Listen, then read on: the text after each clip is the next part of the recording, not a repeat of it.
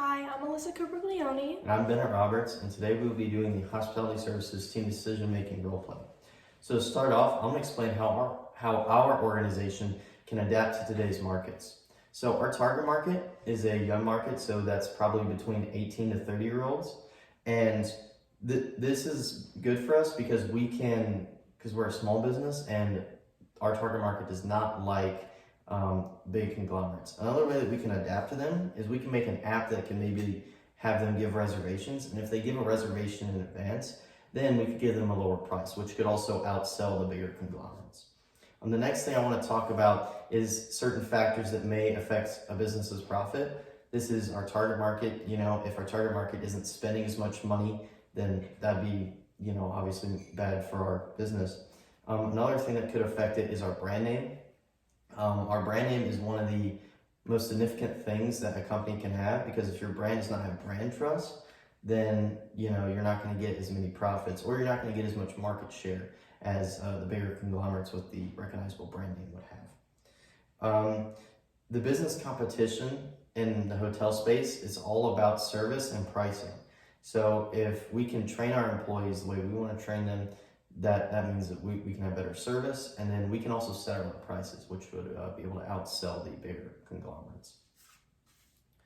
So one way that the brand name and brand image can increase profits is by not only having brand trust, but also by having certain perks at our hotels. Like we can have a larger pool, or we can have a beachfront view, some things that the bigger conglomerates may not have.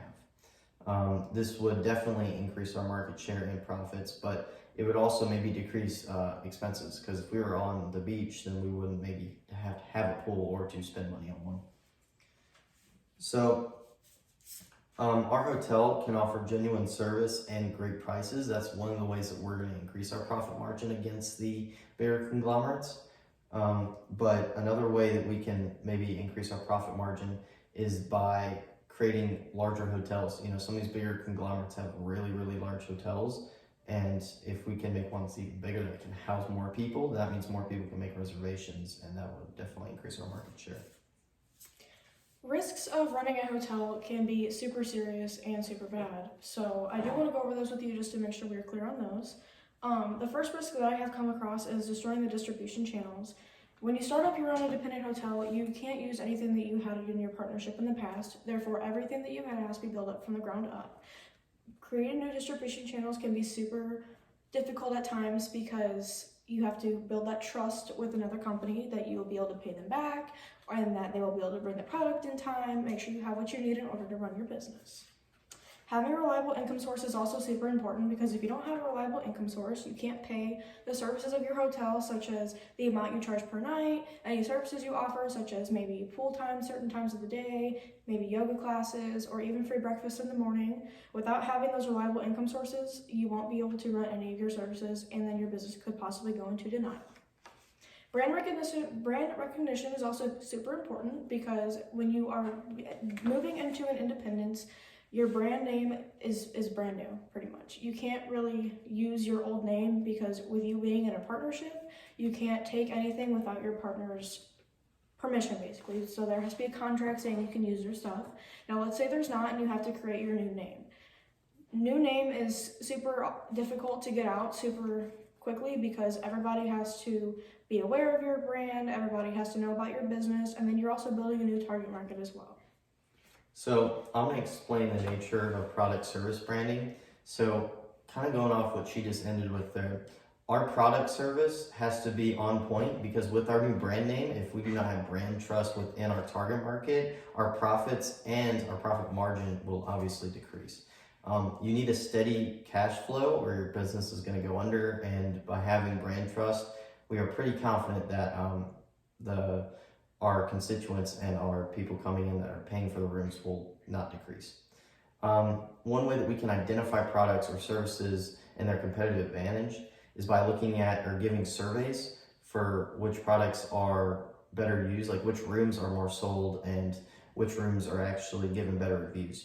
We can use our app that we created to maybe expand our way of thinking and get better data. One of the benefits that we have for getting away from the bigger conglomerate is that our demographic would fit our brand and our brand image, right? We are a smaller company. We want to get away from bigger conglomerates, and our younger target market agrees with that, right? Down with big businesses is what the younger people want to say, and this is what we can give them. Another thing that we can do to not necessarily defeat the bigger conglomerates, but to definitely take some market share away from them, is we can set our own prices. If we can set our prices lower, or maybe our premium rooms lower than what their premium rooms would be, we would definitely get a larger market share and increase our profits. So another benefit of leaving the bigger, larger company is that we'd be able to train our employees our own way, right? The bigger conglomerates have one set way to train their employees, and if you don't do that, you get fired.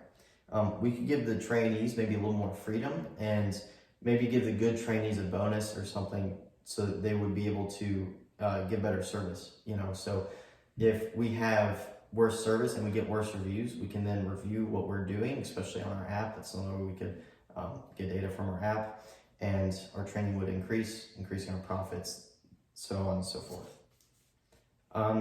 So our product service is very important to us. We have our hotel, and if we don't keep our hotel going, it's going to go under. And I think by going away from the bigger conglomerate, we do stand a very, very good chance of actually surviving and maybe even thriving in the market space. We have an advantage here with the younger population to actually expand and maybe even grow to be bigger than the conglomerate. That would, of course, hurt our brand name, but that'd be well into the future. So I think for what we have right now, we have a very good chance of expanding and thriving with leaving the brand name.